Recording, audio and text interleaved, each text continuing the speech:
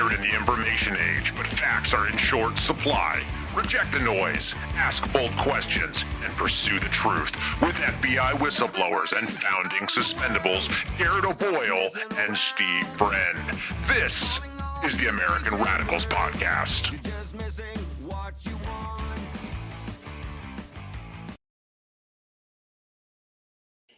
It is the American Radicals Podcast on a Thursday, and welcome to it here. Rumble.com/AMRadPod is where you get us Tuesday, Thursday, Saturday, 10:30 Eastern Time. And if you want to give us a thumbs up and a follow on the channel here on Rumble, we really appreciate it. Give a subscription over to the iTunes, Spotify, iHeart if you have not already, even if you watch us here on Rumble. Subscribe over there on the audio format so we can continue to trick the algorithm into radicalizing more Americans. And as always, the new platforms where we are is at X America News on X. And we have the YouTube channel standing up. And I swear, guys, I'm trying to get briefed up on the Instagram. That's what all the kids are doing. They're telling me with all the hashtags. It's a learning process. I am a Luddite at heart, but I'll do my best to get us up there, trying to get to as many people as we can, radicalizing as many Americans as possible, which we endeavor to do Tuesday, Thursday, Saturday. Today is no exception. Today, we're going to introduce a term that might be unfamiliar to you, a kakistocracy, if you can keep it. A kakistocracy is basically government by the worst people, and I've got a little video to brief you up on it. But examples of that we're seeing today all across the fruited plain at local, state, federal levels. So we've got some public schools out in California that are grading for equity, not knowledge. We're giving welfare out to dead people. Government radio is perverting free speech laws.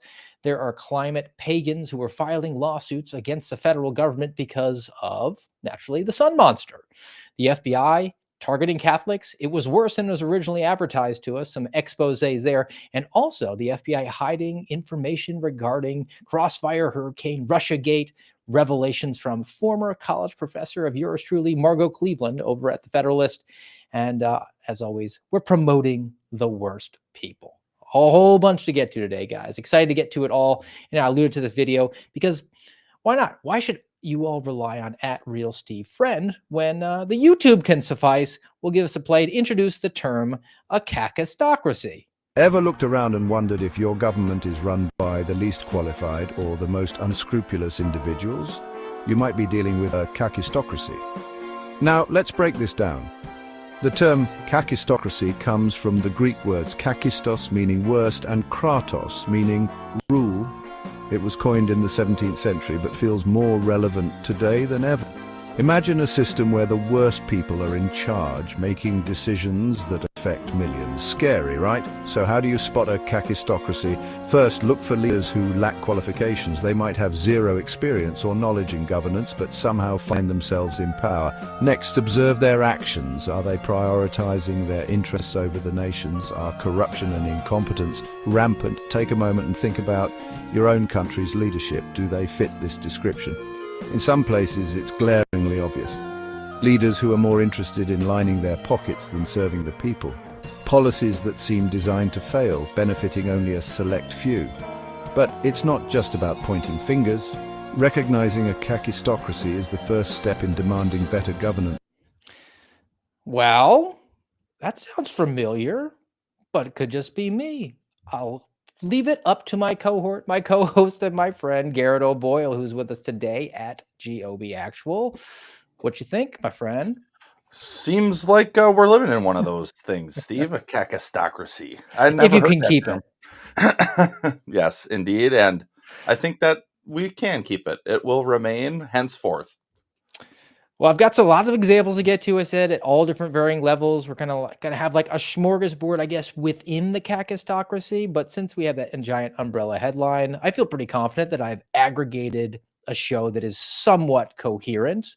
I am not as competent as other podcast hosts out there. This is more really like the American Kakistocracy Radicals program sometimes, especially on Saturdays. But we'll do our best today. And let's start out where things always seem to start in this country. As goes California, goes the nation. The Voice of San Francisco reports a grading for equity coming to San Francisco high schools this fall. Without seeking approval of the San Francisco Board of Education, The superintendent of schools, Maria Sue, plans to unveil a new grading for equity plan that will go into effect this fall for 14 high schools and cover over 10,000 students. So she didn't even go by the elected officials, who I'm sure are dyed-in-the-wool communists. They weren't quite communist enough for the superintendent, who was actually hired by the school boards, if there's any sort of consistency from what I've seen in my experience. So she just went rogue. This plan is called Grading for Equity. It eliminates homework or weekly tests from being counted in the student's final grade. All that matters is how the student scores on a final exam, which can be taken multiple times. Students can be late turning in an assignment, showing up to class, or not showing up at all without it affecting their grade. Currently, a student needs 90% for an A and at least 61% for a D. But under the new grading for the equity system touted by the San Francisco Unified School District, a student with a score as low as 80 gets an A, and as low as 21% passes with a D. I mean, you weeping for the future here? Are we just going to continue to have people matriculate through the school system so that they can take over and be the super incompetent worst people on earth to run things? I think when I was in school, a 90 was a B, somewhere in the B range. It was like 92 got you to the A minus. Yeah. So already I was like, well, okay, the scale's slipping a little bit. They're letting them do the test more than once, which essentially is the teacher grading it on a curve, because just retry, maybe you'll get a little bit better this time. But an 80% is an A now? Steve, where do we go from here? I mean, D for diploma, which means that you need to get 1 out of 5 of the answers right. And theoretically, if you're taking the test over and over again, like it's training for a government job on a PowerPoint slide that you just click through and you got to get an 80, and then you take the test and they give you the answers and you got a 60, and you're like, let me retake it again. One more time. And you don't get 100 the next time around. I think it leads to the type of people like the superintendent in San Francisco taking the reins and saying, I'm just going to keep people as dumb as possible so they don't raise an objection to the fact that I'm stepping outside the bounds and duties, responsibilities, and maybe even the guardrails that are actually part of my job description, where I'm supposed to get the approval of the duly elected school board before I just make every kid within the district as retarded as possible. Worst Well, people in charge. they are. And going back to that Kakistocracy video, whose interest is this? The teacher, because I'm sure their annual review factors in the grades that their kids get. It certainly isn't in the best interest of the kids, which is what it is supposed to be in. But hey, just keep plugging along, I guess. And as an aside, I went kind of down to the rabbit hole of a Kakistocracy. I'm like, it's probably really subjective. Caligula is generally considered that from the Roman Empire, but the worst one that I guess the overall consensus is Mugabe, the Zimbabwe dictator, who drove inflation up to 79.6 billion%. Whoa. Joe Biden looks like George Washington compared to Mugabe. All right. All right. Along education lines, let's talk about the federal aspect of that, and that is the Department of Homeland Security. And the reporting that I saw was from Newsweek, which is a garbage website, and I'm not going to pull it up, and I don't like the pop-ups, so I'm just going to look off screen here and talk about how thousands of dead people got student aid. The Trump administration revealed to us, and there's a couple of things in here that caught my attention other than just the typical Republican waste, fraud, and abuse talking points, which is honestly on its face pretty disturbing. But Department of Education found that over the previous 3 years, more than $30 million in federal student aid was paid out to thousands of recipients who were already dead. 30 million misallocated to deceased recipients was part of a larger total, which was nearly 90 million. So you think 90 would be in the headlines. So maybe we have the worst people in media too. The 90 million was distributed to ineligible recipients during the same period. So dead people, and then maybe people who weren't going to school or whatever, maybe illegal aliens. $90 million came out of the coffers of the Department of Education, which is paid for by us. And we talked about their budget is over $200 billion to do things that don't involve education. To address the issue, though, because the adults are back in charge, we're based now. To address the issue, Department of Ed is reported that it's strengthening its real-time data sharing agreement. Maybe they're using Palantir with the Social Security Administration. The department also announced the resumption, and here's what caught my attention. Right now, has been suspended since COVID. They're now resuming automated post-screening for student aid records. So never let a crisis go to waste. We have coronavirus lockdowns and shutdowns, which necessitate us not monitoring if student aid is going to dead people. Just shut it off. It'll be fine. Or maybe they're, as that video alluded to, making policies that don't just make sense, but are objectively doing the opposite of what we want them to do.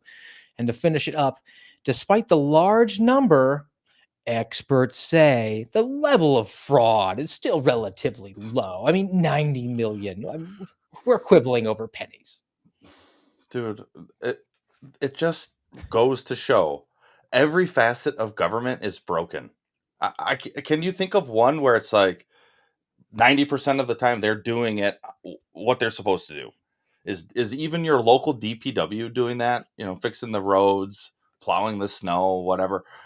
Maybe, but I've got a feeling, having worked in both city and federal government, that that's just not the case. And any piece of fraud, which I don't care if you're sending dead people. Well, this is my question then. Okay, so you're going to try to minimize the fraud that you're engaged in.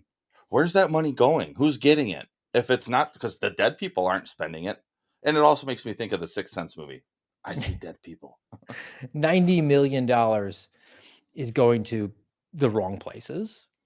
But how about the dismissiveness of it? $90 million.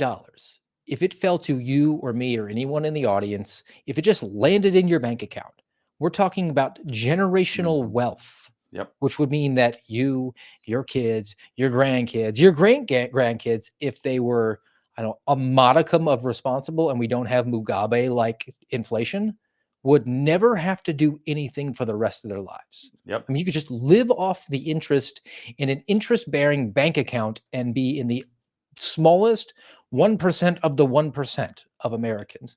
And the worst people are the government that allowed this, initiated happening. They knew it was going to happen when they stopped monitoring for dead people getting student aid. Right. And then a reporting mechanism that says, there's no there, guys. It's only $90 million. And when's the last time you saw a Powerball sign? 90 million is not nothing. Right. Maybe I should buy one of those tickets. But also, what does COVID have to do with it? Why does... Okay, so we've got the Wuhan flu, and now just stop monitoring if dead people are getting this money. Who made that decision? And then who are all the people who went along with it, and why? Why did no one say, why would we stop monitoring for that? That seems like a simple thing that we can continue to do even through COVID. And the headline number was 30 million that went to the dead people, but the overall was 90, and they didn't want to tell you what it's from, which means it went to illegal aliens, which will be the subject of the next Kakistocracy item on our rundown here, where an individual working for an elected official got arrested. That's good. I'm not going to bang the cops for this one. Let's give the arrest a play, and then we can find out exactly what went on here. No, she did not. That is not what happened. That is not what happened. I love the tears. Okay? What? Hold on a second. Give me your contact information right No, now. I'm going to give you something to speak to you. Hey. That's what I'm I'll going to speak do. to you after. We got you. No. We got you. You're okay. I don't have to. You're okay. You're okay. You're gonna be okay. It's going to be okay as I record it. We have the right to check. I'm giving you. I'm not resisting. Stop resisting. She's resisting out in the hallway.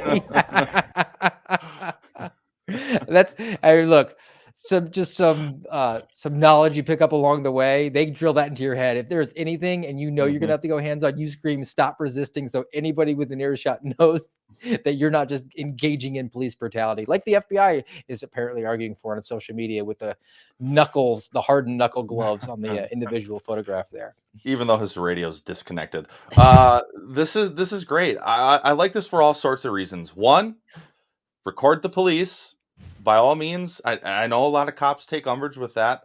I never did. Whenever someone's like, I'm recording you, right? I point back to my patrol car or whatever and say, yeah, I'm recording too, and pretty sure my old PD has body cams now. I guess I don't know for certain, but that's the where where departments are headed. But by all means, exercise your right. If you are having an interaction with the police, record it. And then the tears. I mean, Steve, how many people have you put into handcuffs who then the waterworks started coming because, as the kids like to say, FAFO. That's what she did. She effed around and she found out.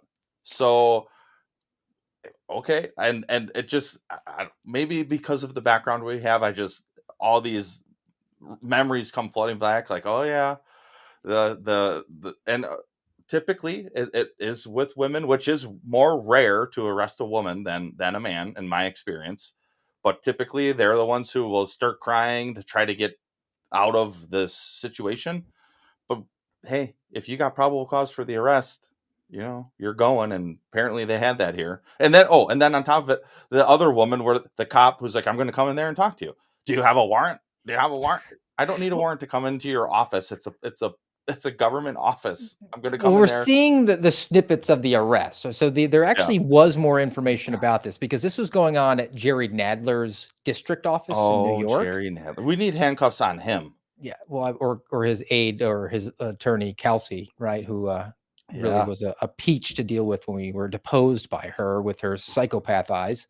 So the reporting here from The Gothamist, which I do enjoy the name of I that do. Yes. I like platform, that even though name. it's a lefty rag.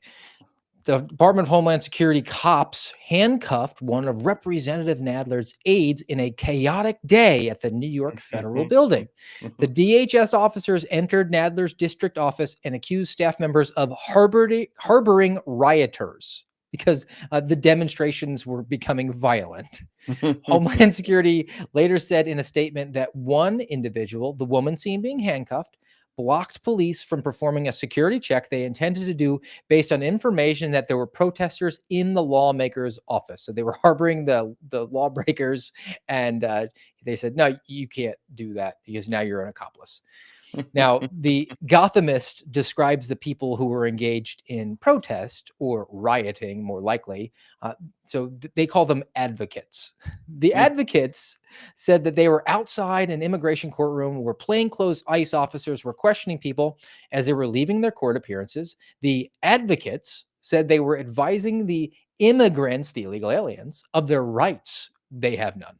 The officers, in turn, threatened the advocates with arrest for loitering, which I don't know, borders on maybe being a little too aggressive in policing. But again, if you're doing a crowd dispersal, you might have to very strictly interpret the letter of the law in order to avoid something from going from being a loud and boisterous protest to something that's more riotous. The staff member, and I think it's worth noting, was not arrested nor charged with any crime, but she did cry quite a bit, which was entertaining to me.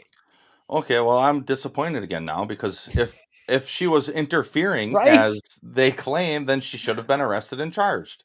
So is this one of these where I put you in handcuffs, I take you away, and then my sergeant or lieutenant hears from Jerry Nadler, who he called the chief because they're friends, and then it trickled down and they said, yeah, you need to unarrest that person. That's what it sounds like. And then those officers just followed orders on that, which Hmm. really kind of puts their credibility on the line because you put handcuffs on someone, Yeah, you wrongfully arrested them because right. you might not officially charge someone, but if you are hindering their movement, they are under arrest, Hmm. which is why a traffic stop is technically an arrest, which is why, just for people's knowledge, when the officer hands you your ticket, I don't care what the violation was for. If you want to fight that in court, you should. But when they say sign your ticket, that is not admission of guilt. That's you basically being arrested and released on your own recognizance. And if you say, no, I'm not going to sign that, they're kind of duty bound to put you in the lockup so they can verify your identity. Just in your best interest and just for time management, just sign the ticket and then go tell the judge what Yeah, happened. I don't know. I'd imagine. Well, I guess I don't know because if these are federal police, do they have a union? I'm not sure how all that would work for them, but uh, this is a big problem for you, the individual cop, now because, as you said, you got the handcuffs on. I'm hauling you out of your office. A reasonable person would say, yeah, that person's under arrest. So now you end up releasing her later. Now you open yourself up for all sorts of wrongful, false arrest lawsuit, some other type of civil rights related lawsuit. And would you think for even a moment that Jerry Nadler wouldn't pursue something like that? Oh, Just to get the headline and say false arrest. I had a staffer who was falsely arrested for protecting people, being an advocate for people who are in our country. And how dare Donald Trump's DHS police come in my office and make this arrest, and then they let her go. And so now we're going to go after them for false arrest. I mean, they're just a that's lowly simple. GS8 government worker, right? They're the plebeian swine, the proletariat. We are the bourgeois. I work for Jerry Nadler. My name is Kristen Kelsey. I've got psychopath eyes. You bet I'm going to go after you to make sure that my honor is protected and I can further myself in my career, even though, my husband is making all the money and I have a job which essentially I donated more to the Democrats than I actually get paid. That's sort of a little bit of a money laundering scheme, if you ask me. But now we're getting aside. Well, or we aren't really. That's Kakistocracy best summed up. But let's get to the topics I've got on my rundown here, because the White House is now sending some of the Doge cuts up to the hill, Garrett. Finally, good governance. A Yay. Kakistocracy, we can't keep it because we're about the Doge now. So let's dig into what the details are about the Department of Government Efficiency and how much we're going to rein in spending to get this ship sailing straight again. The $9.4 billion package, known as a rescission on Capitol Hill, would claw back previously appropriated government funding. Basically, the House and Congress, the House has the power of the purse. They pass a budget. And the argument from the executive branch is, hey, you allocated $100 billion to achieve this mission. I came in under budget. I came in at $90 billion. I shouldn't be obligated to just waste $10 billion. We're supposed to be good stewards of the taxpayer. So I need to do this rescission. Now they're kind of using that mechanism to go after particular elements of that Doge has identified. They're saying, look, that's wasteful spending. We don't need to do that anymore. We've identified $9.4 billion, which represents 0.1% of the budget. So hardly fiscally responsible, but it's just not surprising anyone. This is NPR, PBS, USAID. The initial request falls a little bit short of the initial goal that Elon Musk set, which was $1 trillion. Just a little bit short, Steve.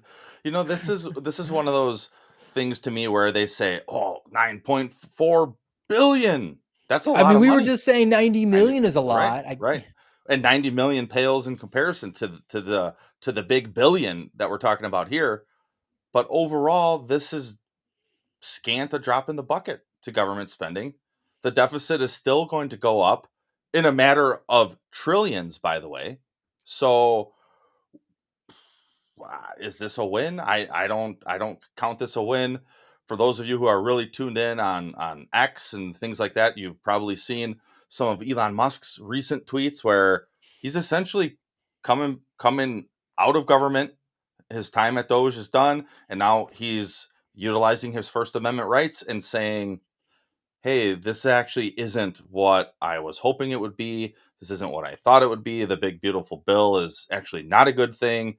And then you got people like Mike Johnson and others coming out and saying, oh, well, we're just in a disagreement about what Mr. Musk has to say. We're grateful for all the work and time he has spent to help us. But we are actually sending the Doge cuts through. Mike Johnson spearheaded giving up the biggest sugar daddy the Republican Party has ever had in its history. And he's actually quoted here in the CNN article. It says, Speaker Mike Johnson said that the House is, quote, eager and ready to act on Doge's findings so we can deliver even more cuts to big government than President Trump wants and the American people demand. Dude, you can't hate these people enough. No. He's just spewing falsities at you because he thinks it sounds good. He thinks you're going to fall for it. And most people will, because most people don't pay attention to what their Kakistocracy is doing. Mm-hmm. I want to dig more into the NPR element of this in a second, but let's break away because you're getting kind of like fired up here, Garrett. I want to calm you down with our sponsor of the day, and that's the True Earth Pharmacy. trueearth.co, trueearth.co. Our promo code there is AMRAD25, AMRAD25. That gets you 10% off site-wide, including all the fertilizer products, especially the squid extract, and the personal supplements, which are included in the pharmacy spelled with an F. And I said, Garrett's getting fired up. Maybe he needs to look at some of the CBD options that they got there. At the very least, maybe get turmeric so that you won't be so like curmudgeonly and angry at the inflammation. I've been taking it, taking the turmeric now over a year. It works. I am not what you would identify or characterize as somebody who responds to any sort of supplements. I've never taken the nitrous or the NO Explode or the Jack Synthes 3D. 6, yeah, and felt like that made a difference. I look like Hellboy right now in my workout, but the turmeric definitely makes it so that I don't hobble down my stairs in the morning. In the eventuality that the SWAT team comes at 6 o'clock in the morning, they won't have to breach. I'll just meet them there. All right. And so back to NPR. And I have a piece here from the Daily Signal, which is part of the rescissions package. And it's an easy win. It's an easy win. I cannot get over the fact that they can't make these things happen other than the fact that we have a kakistocracy. So good policy is not something. So Daily Signal's reported, and there was a link there to this statement that came from NPR itself. NPR and Catherine Marr, I guess Bill Maher spells it that way. So Catherine Marr, she's the CEO of NPR, and she issued a statement in regards to these cuts and the fact that they are now bringing a lawsuit against the Trump administration on First Amendment grounds. It basically spells out how Colorado Public Radio, Aspen Public Radio, and KSUT, they have joined National Public Radio, NPR, as litigants in the U.S. District Court for the District of Columbia. These Colorado locations are going to Washington, D.C. to sue, to challenge Donald Trump's executive order aimed at cutting funding. NPR says the order is, quote, textbook retaliation and viewpoint-based discrimination in violation of the First Amendment. The order's objectives could not be clearer. The order aims to punish NPR for the content of news and other programming the president dislikes and chill the free exercise of the First Amendment rights by NPR and individual public radio stations across the country. They are entitled to your money, taxpayer money. Damn it, Garrett. Because of the First Amendment. It says that in the invisible ink on the back of the Declaration of Independence that radio can get taxpayer money to say whatever the heck they want, right? Doesn't take an ACLU attorney from the 90s to sort this one out, Steve. Because on its face, this is perhaps my most despised piece of a kakistocracy, is where, well, in this way, it's technically private citizens, but they're getting government funding so they're going to sue the government for money that they are not entitled to. Now, over the last 5 years, most of the lawfare was coming from the government directly. In this case, it's going to cost more taxpayer dollars to fight this lawsuit because these people think that they have an innate First Amendment right to your taxpayer dollars. And lawyers are like, okay, yeah, I'll do that lawsuit. And there's perhaps a big chance that these people will win, because do judges in Washington, D.C., or even all across the nation, do they care anymore about true judicious actions that they will take when they look at a case?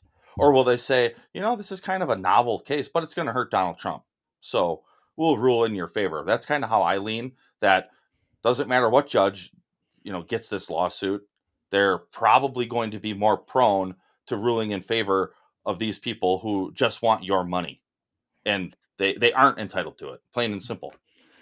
And this is a quote unquote news organization that's interested in the truth, right? And they limited what they were talking about, the Hunter Biden laptop. They said, we're not going to report on that because that's not true. It's not news. And Catherine Marr, I've seen her face before. I know that name, and I was able to find a nice video that best sums up. You got to consider the content of the character. Consider the source. Catherine Marr, CEO of National Public Radio. I think our reverence for the truth might have become a bit of a distraction. that is preventing us from finding consensus and getting important things done. The truth is getting in the way, Garrett, of getting things done. They don't have to be factual or accurate. Give us your gosh darn government money. Oh, Steve. Is that a TED Talk that Yes. she was doing? So she's decrying the truth. If we're going to have a consensus on anything, the truth has to be the cornerstone of that consensus. So if you want to disagree with the truth, fine, but we're not going to have a consensus then. And we're not going to sacrifice the truth at your false god altar of government, because the truth actually does matter. It's not something to be trifled with. It's not something that gets in the way. It's the pinnacle of what we should be searching for. Counterpoint. I believe your reverence for the truth is getting in the way, Garrett. I think our reverence for the truth might have become a bit of a distraction. A That is distraction. preventing us from finding consensus and getting important things done. That What is a vile communist right there. what can be more revered than the truth? What can you have more reverence for than the truth? But it's a distraction that's getting in the way of our consensus. The way, the truth, and finish it. Life, no one comes to the Father but through me. All right, End that's quote, a Jesus Christ. mid-episode biblical worldview that I just couldn't help but drop on Garrett.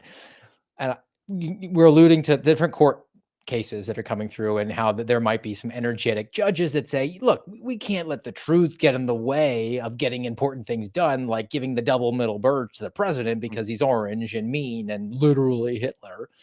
How about 22 young Americans who are suing the Trump administration over Trump's executive orders that they say are going to promote climate change? I pulled up the court document.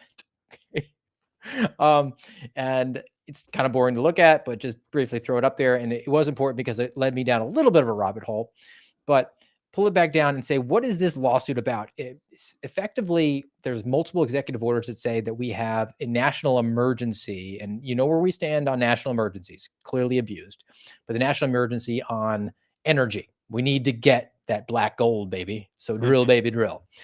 The suit alleges that the president's executive orders violate these 22 young people's Fifth Amendment rights to life and liberty by deliberately worsening climate pollution that threatens their health and future.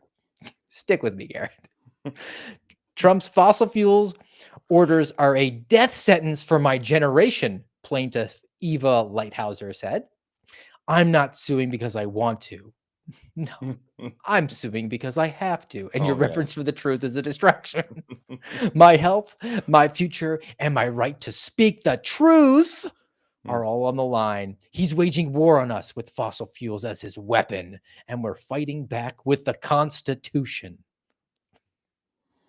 Steve, I can't take these people, man. Because now we've got gaslighting, we've got language, and perhaps I'll give a little grace here. She probably is convinced that she's right. She was probably educated in a San Francisco school and got a 20%, so she graduated. But that's not how the truth works, because the truth is absolute. The truth doesn't have feelings. The truth doesn't care for anything but itself, because truth does actually matter. And so she can say this is the truth, that he's weaponizing fossil fuels, that fossil fuels are his weapon against us and are destroying my life. But I would like to see how they're connecting this to the Fifth Amendment. I don't know how you make that leap. But again, you got lawyers willing to file the suit, and because we have to fight literally Hitler in the form lawyers. of Donald Trump. We are syncing up here, my friend. Lawyers willing to follow us. Now, I threw up that first page of the lawsuit. It showed the litigants involved, and one jumped off the screen to me. It was who's coming from Washington, D.C., because they're filing this in Washington, D.C., even though they have people from Montana and Florida and all across the country. 22 young people, and there was a law firm that was represented there called Public Justice. So I dug into Public Justice to find out a little bit about them, because they are at the helm here. They've taken up the mantle. They're going to push back on the orange man bad. And Public Justice was founded in January 1982, is originally called Trial Lawyers for Public Justice. It's a nonprofit legal advocacy organization that takes on purveyors of corporate corruption, sexual abusers and harassers, and polluters who ravage the environment. So they're communists who go after companies that they don't like because they don't post BLM black squares. They're all about hashtag Me Too. And the sun god is their, in fact, god. They worship Gaia. So I dug it a little bit more and found out like their Form 990 tax form, the most recent one I was able to acquire was 2023, so a year old on the tax documents. They're just sitting on the coffers of bringing in about $9.4 million of donations. So just Wow. they're fighting they're fighting against the big guys out there, Garrett. They're just a little organization. They also have a parent group called Public Justice Foundation, and it's a charitable organization affiliated with Public Justice, legal advocacy firm that specializes in lawsuits against government and large business. The Public Justice Foundation argues that businesses are necessarily corrupt and that increased government intervention into the marketplace would supposedly limit this corruption and protect citizens. So government me harder, daddy. Indeed. Government me harder, daddy. $9 million? Who are, one, I want to know, who are the people donating to this place? Because you got to have pretty substantial income and I'm sure they've got more than one donor, unless it's George Soros, then maybe they don't. But their whole goal is to sue government, which I'm actually not opposed to. I don't like how litigious our society has become, but the government pretty much by and large is the main problem. So we do need people who are willing to battle the government. So I'm good with it on that front.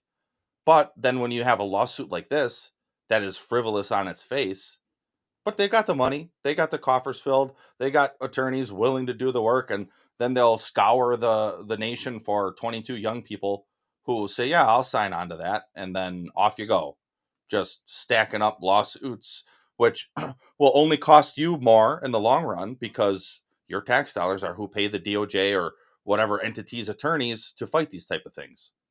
And so many of those attorneys will then be brought into government at some point whenever there's a more of a communist person who's at the helm in the executive branch. This is where they sort of cut their teeth. They get recognized. They are able to run in the same social circles as the government attorneys or maybe even the judges. That's why when you have a judge who's appointed and they say they worked in a nonpartisan law group that was out there fighting against big business. I mean, this is a person that you want to be a judge. It's these sorts of groups here. And I believe I looked through it. It was like 46 to 50% of the $9 million went towards salaries. So it's just a payoff for attorneys that want to bring communist lawsuits against government, right? Mm-hmm. And we talk about Doge, and we talked about how that's 0.1% of the budget that Mike Johnson can't wait. I mean, we're really going to fix this thing. We're going to get this back on the straight and narrow. Elon Musk no longer going to be the sugar daddy, the benefactor of the Republican Party, and rightfully so. He is sacrificed mightily, but if there's any outgrowth of this that I am enjoying in this Kakistocracy age, and it's just exposure of how people are politically oriented, and it's all about virtue signaling, and they don't give a damn about the environment. I don't even care about these 22 kids that brought a lawsuit.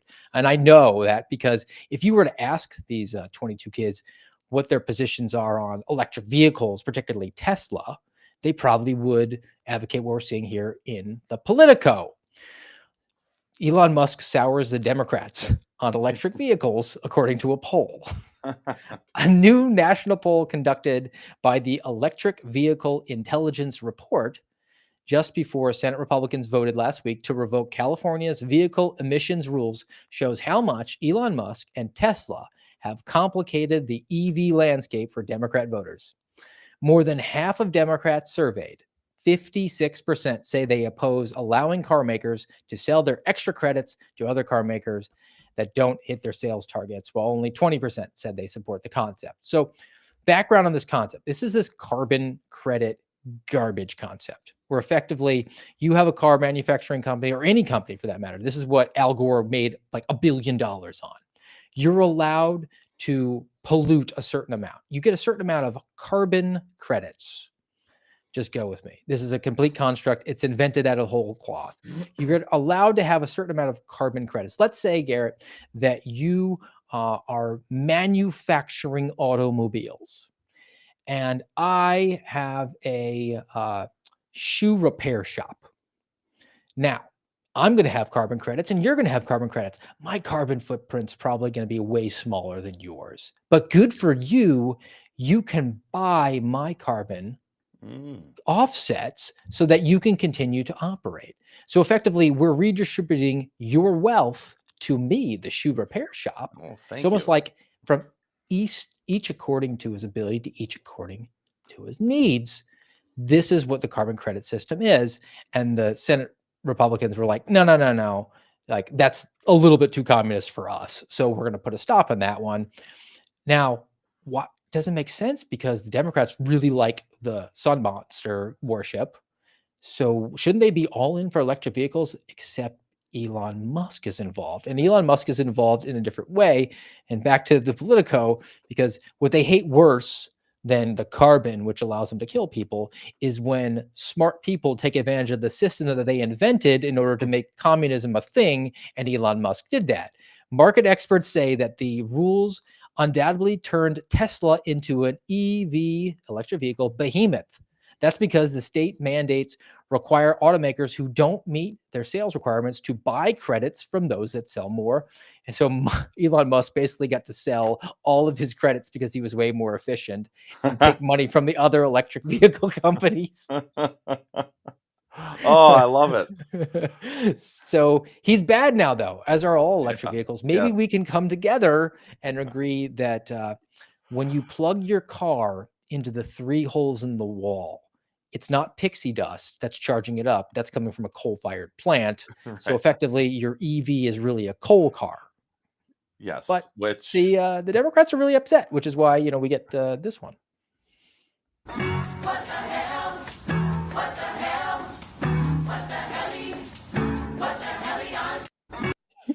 Jeez, that Cybertruck got wrecked. It would have been better if they would have spray painted that with orange paint, though. Mm. If you Do they realize see, that the Cybertrucks have cameras all around them when they're spray painting? you would think they would have caught on to that by now, because there's been enough of these vandalism videos. But this just goes to show you that the communist doesn't actually care about the things they claim they care about. They just care about their feelings, and that's what this comes down to, anyways. Their sun god a couple years ago was one of the biggest gods in their cult, because the earth, we've got to save the earth. Well, we just had this story with the 22 young people trying to make a Fifth Amendment claim about that, which is just false. And then, like you said, they don't connect the dots enough to say, there's actually a coal miner in West Virginia who's digging up all this coal to give us electricity. But I'm going to feel good about myself until Elon showed that he's actually a Nazi, literally actually a Nazi, that now I suddenly don't like electric vehicles because of him. They don't actually care about the things they claim they care about. I don't think that I would agree with Elon Musk on everything or a lot of things. But if we're talking about a kakistocracy, I think that guy's demonstrated an ability and a competence from an executive standpoint where he's able to manipulate the electric vehicle market, put rockets and satellites into space, and then roll into the federal government and be like, yeah, I'll cut out $2 trillion. Politics, ideology aside, and those are important. If he was in some sort of executive capacity, you could not argue that there's a kakistocracy. And that's why they would say it's an oligarchy because he's rich. Well, he's rich because he's uber competent and qualified. He wasn't always rich. I mean, there's pictures of him working on techie type stuff in what looks to be a relatively cheap apartment when he was first getting started. So blame the guy for working hard and being smart. And, I know he can't be the president because he wasn't born here, but think of just the scenario where Elon Musk becomes president. And if you think the lawfare against Donald Trump is bad, give me a break. Because Elon would actually come in to really slash the budget, to really slash government. They brought him in to do that. And I know, as we talked about the other day, his special appointment or whatever it was, like the clock has run out, but it's becoming very evident based on things he's recently said or tweeted that he has soured on even the idea of fixing government because he realized that you can't. The behemoth, the Kakistocracy will persist. The Kakistocracy has all these constructs with electric vehicles and carbon credits. They're making Al Gore $1 billion, and they're really, really excited to make you eat the bugs, but not enough people are eating the bugs, particularly in Europe, which is why we have this new story that's rolling in here from Politico. Insect-based pet food, the latest byproduct of EU bureaucracy. Insect-based pet food is marketed as hypoallergenic and more sustainable. It remains a niche product, though. It's 99.5% of pet food is not insect-based. So they're just a little bit of a small market for it. However, green NGOs, which represent the types of people who are the 22-year-old kids who sued because their life is at stake, right? Green NGOs, non-governmental organizations, like Eurogroup for Animals and Compassion in World Farming, they've questioned the true environmental benefits of making the dogs eat bugs. Quote, farming insects has a higher sustainability impact than most traditional pet food ingredients. Most insects are not sourced from Europe. If you want to rear them here, you can, but you must keep them at high temperature and humidity, which comes with financial and energy costs. If we're replacing pet food made from animal byproducts like slaughtered waste, which is already a good use of waste, then it's really not sustainable. So it's a complete virtue signal where they're bringing in bugs and raising them, and that's creating more carbon than if they had just taken the animal products that they already had because people are still eating the animals and not the bugs and gave the guts to their pets. That's the real problem, though, Steve, is you got to stop eating meat, okay? That then we will be able to increase our efficiency in our bug farms. But, dude, oh man, the bug stuff. Just think of that. If you're increasing energy use and all this because of your bug farm to try to tap into the pet food market in Europe to the tune of 0.5% to where the energy use is now becoming a problem, you really think that this is a good idea to try to feed the entire world with bugs? It falls apart. Garrett, at any point in the last almost 1,000 days, have you ever had a sentence uttered out of your mouth which involved a bug farm and pet food and getting into the European food market? Or do you just want to go back to putting bad guys in jail? I would prefer the latter. I think I was decent enough at that job, but hey, somebody's got to shed light on this nonsense, I guess, for the time being. We need you back, Garrett. We need you back to investigate things like the auto pen in the Kakistocracy. I love it. So Unleash this is me. from Reuters. Trump's DOJ is examining pardons issued by Joe Biden. Ed Martin, who told our friend Brianna Morello 2 weeks ago, very much like Don Jr. style, yeah, it's been confirmed. We're going to do right by Garrett O'Boyle. And then promptly went dark. Ed Martin, the Justice Department's pardon attorney, wrote in an email seen by Reuters that the investigation involves whether Joe Biden, guess what, by the way, whether he was competent and whether others were taking advantage of him through use of the auto pen. The email stated that Ed Martin's investigation is focused on preemptive pardons that Joe Biden, I guess in quotations, issued to several members of his family and clemency that spared 37 death row inmates. Now, because it's Reuters and they're a communist rag, they had to throw in at the end, the very end, no evidence has emerged to suggest that Biden did not intend to issue the pardons. Let me say that again. That's a lot of negatives in this sentence. No evidence has emerged to suggest that Biden did not intend to issue the pardons. You have to affirmatively prove it. In addition, DOJ memo from 2005 during the Bush administration, when he was the worst on earth, found that it was legitimate for a subordinate to use an auto pen for the president's signature. So I guess George W. Bush is good again because he said that subordinates could take advantage of the auto pen, and you haven't effectively proven that that incompetent, doddering old fool didn't really want to pardon all these people like Anthony Fauci. You could just bring Joe Biden in for an interview, and he'll probably tell you, instead of wanting to pardon these people, that he meant to take them out behind the shed and beat them up. But maybe not. Maybe he would be lucid enough and say, "Oh yeah, I did mean to pardon them." Also, George W. Bush, well, of course he's good again because he's anti-Trump and has been for however long, because he has been, well, his entire family has been part of the Kakistocracy for many, many, many a moon. Mhm. Pivoting also within the DOJ, and there were some revelations that came from the suspendables originally. That's the Catholic memo. We would need to bring this up from the Washington Times because more information has now emerged. FBI files show targeting of Catholic groups was bigger than Biden era officials acknowledged. Now, if you're familiar with Kyle Seraphin or any of the suspendables have been talking about this for multiple years, you would know that this has always been the case. This is not a mystery, but I'm glad that maybe it's reached the Kakistocracy's ears a little bit, like the Chuck Grassleys of the world, who are very, very excited to report about it when he posts it on X, which is the last time we'll ever hear about it, most likely.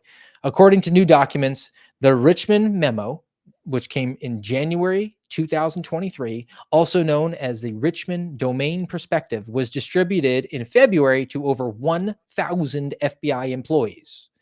I don't think that 1,000 employees work in FBI Richmond. I thought it was limited to just Richmond, per Christopher Wray, who did not get a preemptive pardon from Joe Biden. So maybe we can see some charges there. After the nationwide distribution within the FBI, it appeared that none of the FBI recipients responded to the Richmond office with concerns. It was just like normal. Like, yeah, of course, anybody who goes to Latin Mass is obviously an anti-government extremist. The Richmond office only received positive feedback.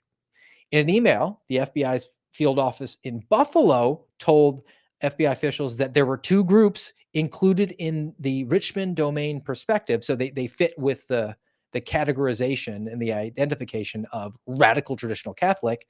And they identified by the Southern Poverty Law Center as hate groups, and they were in their area. So now they're going to start employing these recommendations. They're going to try to infiltrate these parishes and recruit people to inform on their fellow parishioners.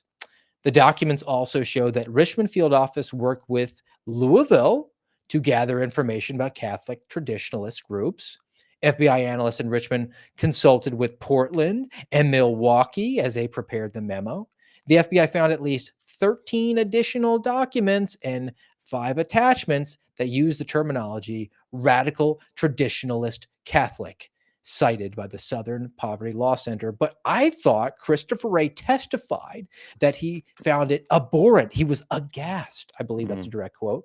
At the realization that this intelligence product existed, he immediately had it withdrawn. There was nothing else to support it, which is definitely why Stanley Meter can continue to be the special agent in charge of the Richmond field office. No consequences. He can stand behind the director and the deputy director at all of their press statements, right?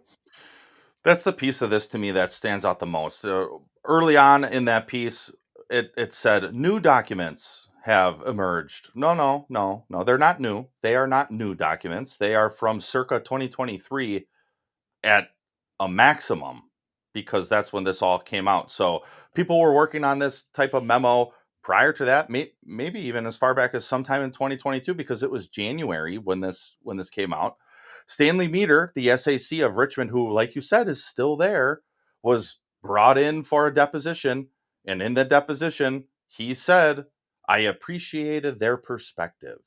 So he appreciated the perspective that the FBI should target radical traditional Catholics. Okay. But sure, he can still be an SES level official in the FBI. But people who expose this type of wickedness, this type of evil, and that's what this is. And from an American perspective, it's not because it's Catholics. This would be abhorrent if it was Hindus, like the FBI director who currently sits on the 7th floor. He's a Hindu. It would be abhorrent if it was Lutherans or Muslims or you name it, any religious entity. If they were being targeted this way by the FBI, it is abhorrent. in a nation that is allegedly free, where you allegedly have a First Amendment. But oh no, we'll just wait a couple years and we'll find a few more documents and point back to how bad the FBI was.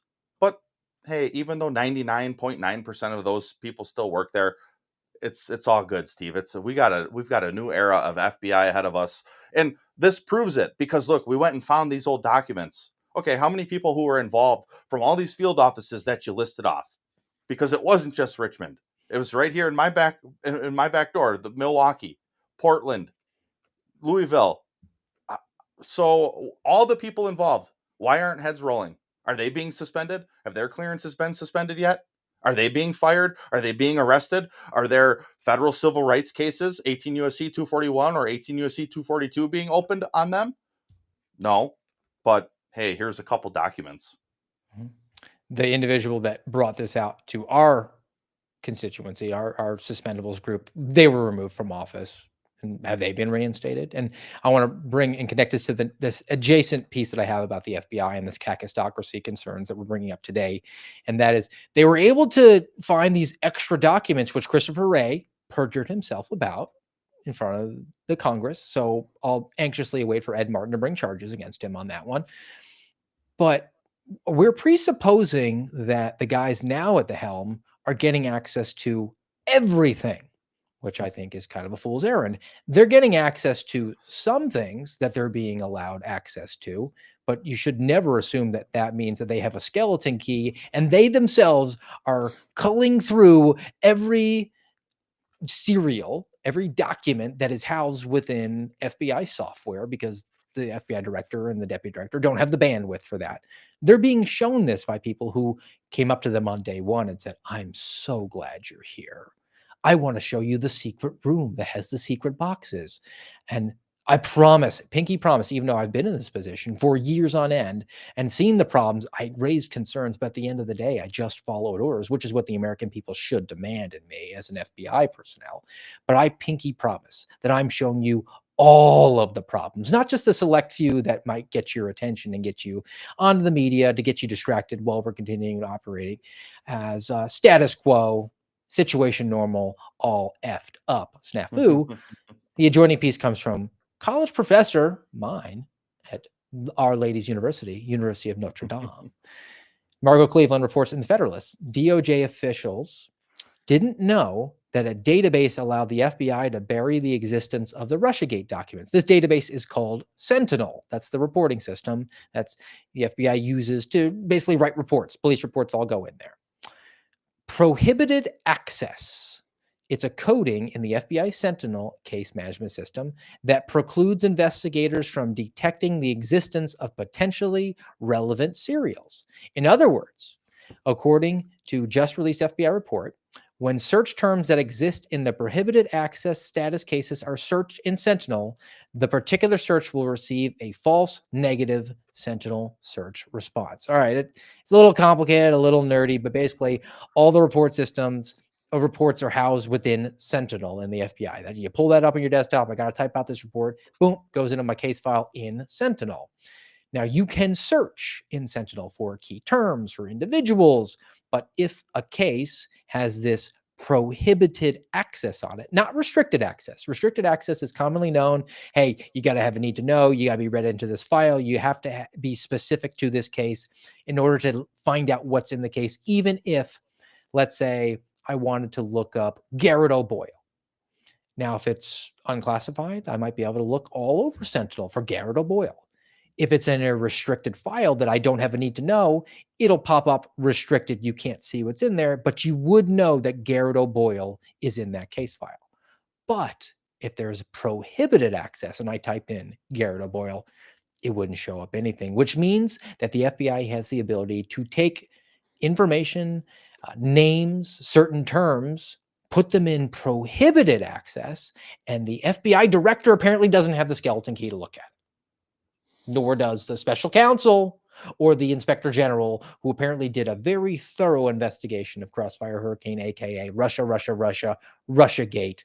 So this is going to necessitate digging up and re-looking at all of these things all over again, which are outside the statute of limitations, and they can't actually take any action other than maybe being transparent, calling people out. If they still work for the FBI, giving them a couple days of suspension or whatever the punishment's going to be. And back to my original point, it's almost like they're going to get distracted with something salacious that they really can't take any action on, and at the same time be focused on that and assume that that is all that's gone on for all this time. Right. We've fixed it Kakistocracy. now. You now know that they have this ability to prohibit access to things, and which doesn't even allow you to find the information. So I want to know how prevalent is this issue? Who are the people who do have the ability to prohibit access? How long have they been doing it? What cases have they done it on? Are we ever going to find this out? I'm not going to hold my breath here, because you learn this information. Now it's in the public. And what do you think, Steve? By next week, maybe next week, it'll probably fade into the ether and hardly be spoken of again. But hey, look, we're showing you things about the FBI. We've called for it for a long time, that the FBI at a minimum needs gross a gross overhaul of reform. And mostly, I think just about all suspendables, public and non-public, have arrived at the conclusion that it cannot continue to exist. Oddly enough, Steve, the guys who are the director and the deputy director used to say similar type of things, but not anymore, because now it's, look, we're the FBI, we need it. I fully support this FBI. We're behind it. Look at our recruiting numbers. Look at how many new analysts we're going to hire. Look at me running with the new agents class that's going to graduate from Quantico, and it's fixed. So don't worry. It's the Kakistocracy will persist. Well, look, the truth that we're trying to bring and that is exposing these sorts of things and highlighting how this is probably an irredeemable agency that needs to be shattered into 1,000 pieces and scattered to the wind. Like that truth, our reverence for that truth is a distraction and stopping us from getting things done. One more, guys, here on the Kakistocracy. And this is reporting from the Blaze from Joe Hanneman, Steve Baker, both suspendables in their own right. And this concerns not the FBI, but the U.S. Capitol Police and promoting the worst people, because that's what happens within a Kakistocracy. Controversial assistant chief embroiled in a 2010 fraud scandal. He's named the acting Capitol Police chief, referring to Mr. Sean Gallagher. Now, Sean Gallagher has drawn fire throughout his nearly 25 years with Capitol Police, which that's the mall cops. I mean, people who stick around there for 2.5 decades, you kind of have to question their general interest in law enforcement. They're mostly just glorified security guards / tour guides. He has a felony level time card fraud case and involved him in forging the signature of Capitol Police Inspector in order to file bogus overtime claims. He was one of the subjects in a scathing January 6th whistleblower letter that basically said that Sean Gallagher and others sat on their hands and didn't take any action while all their officers were involved with the riot going on outside.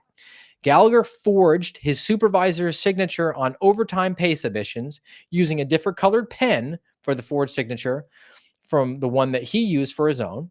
There was an investigation that recommended that he be demoted, not fired, not prosecuted. Yeah. He be demoted, but instead they settled on giving him a 10-day unpaid suspension. Dude, so 2 weeks on the bricks. So ridiculous. Just right here. It's like, okay, you can forge.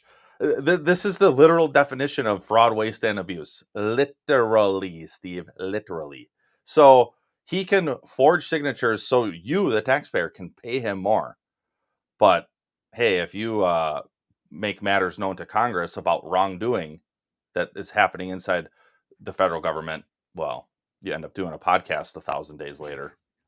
All we know is that the overtime was in excess of $10,000, right?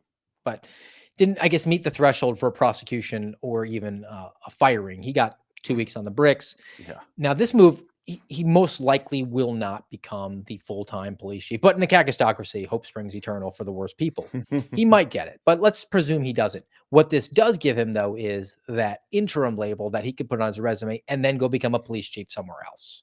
And just for note here in the Kakistocracy, the final budget point that I have here, U.S. Capitol Police budget request this year, when we can't pass the Doge cuts, $1 billion for the U.S. Capitol Police glorified security guards / tour guides.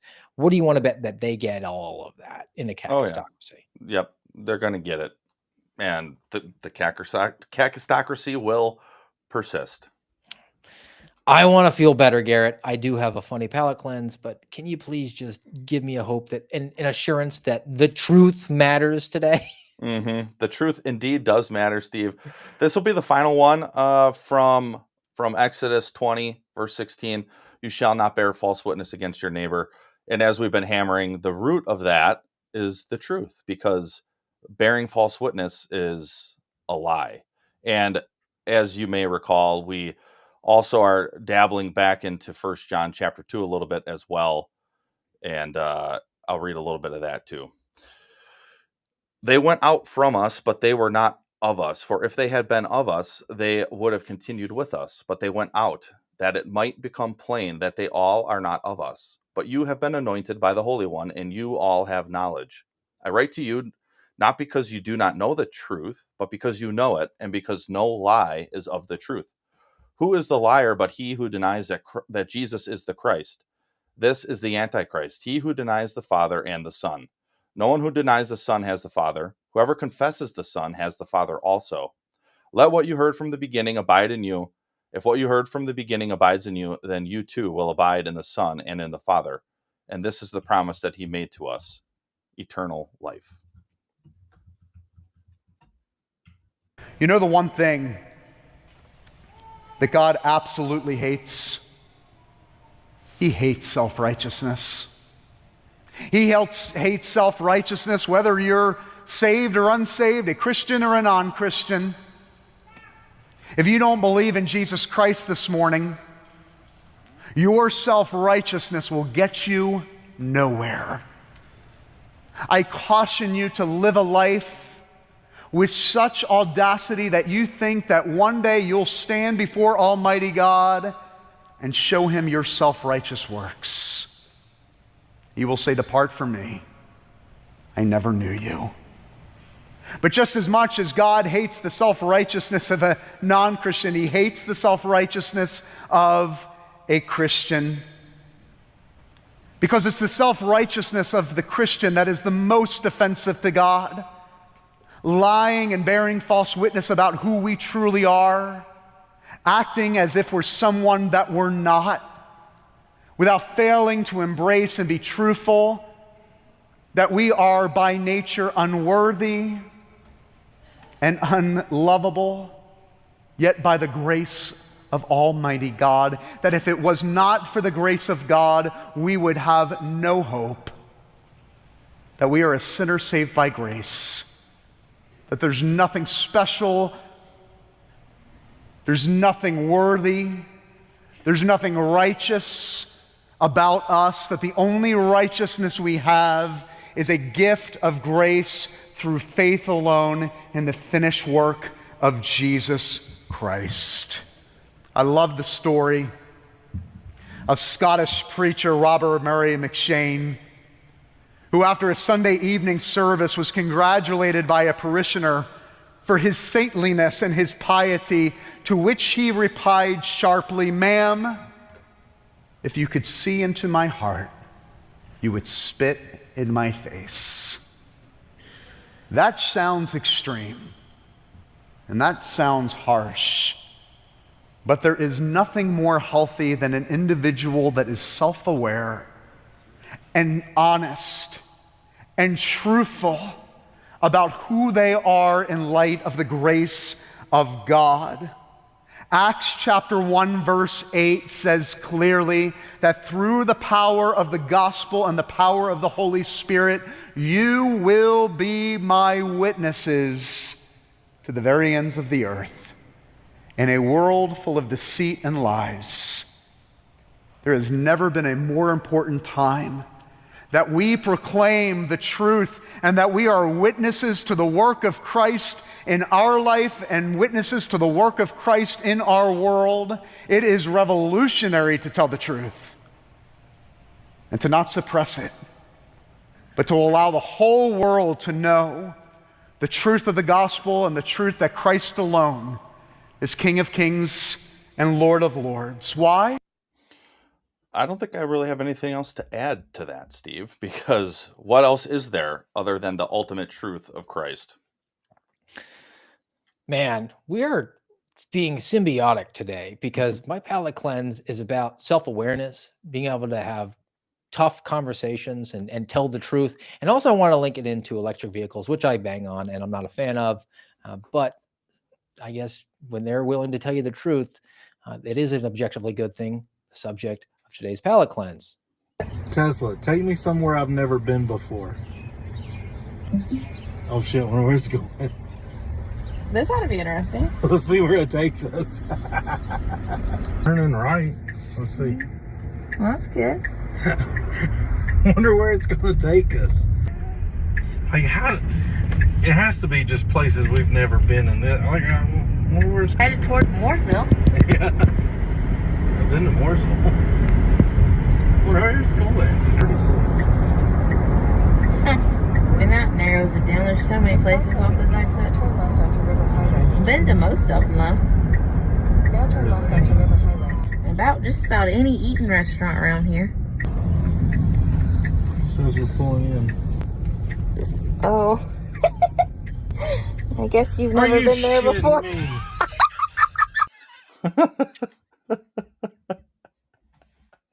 It took him to the gym. Planet Fitness. Dude, that is funny. Tesla, AI has a sense of humor, apparently. Elon Musk probably plugged it in there, programmed it himself. All right. That's going to do it for us today on the American Radicals podcast. Back with you Saturday, 10:30 Eastern time on Rumble. If you haven't already, give us a thumbs up, give us a follow. Check us out on @XAmericaNews. Check us out on YouTube, iTunes, Spotify, iHeart, all the places.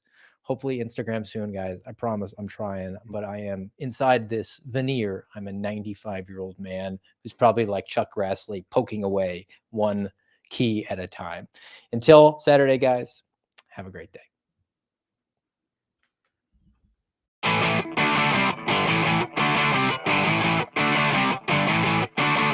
You've been listening to the voice of the Suspendables on the American Radicals podcast. Follow us on rumble.com/amrad.